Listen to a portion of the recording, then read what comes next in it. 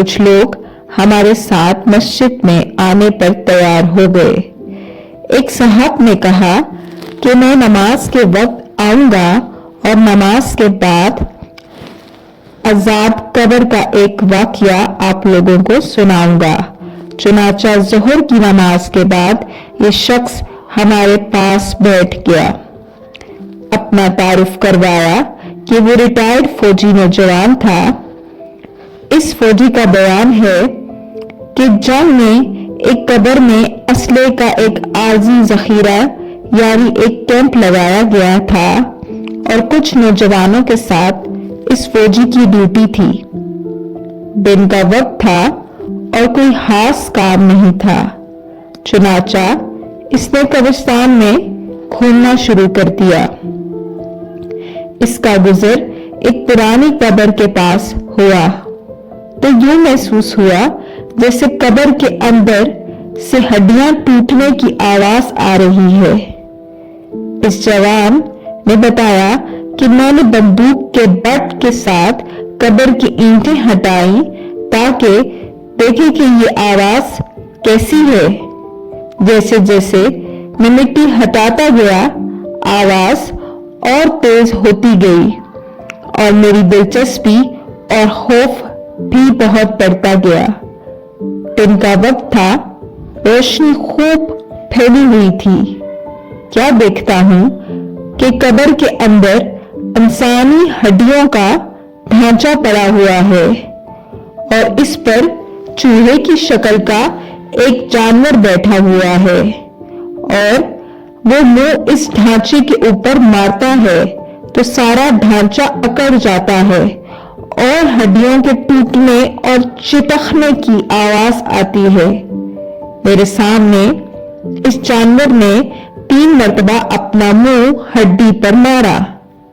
مجھے بہت ترس آیا کہ یہ جانور اس کو بہت تکلیف پہنچا رہا ہے۔ چنانچہ رائفل سے جب میں نے اس جانور کو مارنے کا ارادہ کیا تو وہ مٹی میں چھپ گیا۔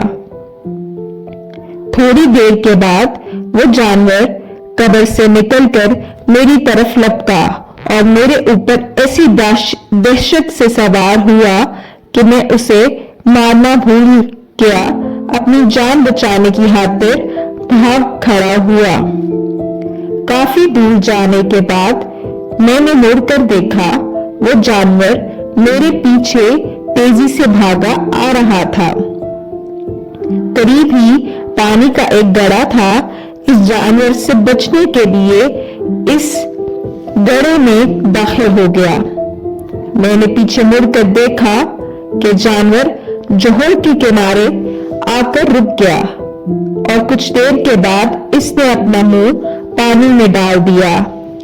یکدم پانی کھولنے لگا۔ میں بھاگ کر جوہر سے نکلا۔ میری ٹانگیں جل رہی تھیں، بہت جلد سرخ ہو چکی اور آبلے پڑ چکے تھے۔ درد کی شدت سے میرا اچھلنا محال ہو گیا۔ میں نے اپنے ساتھی کو آواز دی تو جب میں نے پیچھے مڑ کر دیکھا تو کچھ نہ تھا بلکہ وہ جانور غائب ہو چکا تھا۔ چنانچہ مجھے آباد آباد کے ہاسپٹل میں داخل کروایا گیا اور پھر وہاں سے راولپنڈی کے بڑے فوجی ہاسپٹل میں منتقل کر دیا گیا۔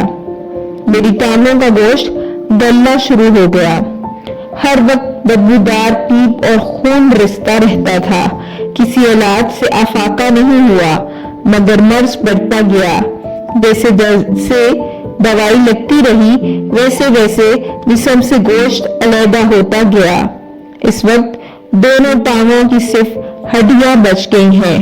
گوشت آہستہ آہستہ گل کر علیحدہ ہو چکا ہے اور ہر وقت مردے کی سی بدبو آتی ہے۔ پھر اس شخص نے ہمیں اپنی دونوں ٹانگیں دکھائیں جن پر پٹیاں بندھی ہوئی تھیں۔ اللہ معاف فرمائے، اللہ تعالی ہمیں قبر اور جہنم کے عذاب سے محفوظ رکھے، آمین۔ سبق۔ اس سبق سے اس واقعے سے ہمیں یہ سبق ملتا ہے، بے شک بعض دفعہ اللہ تعالی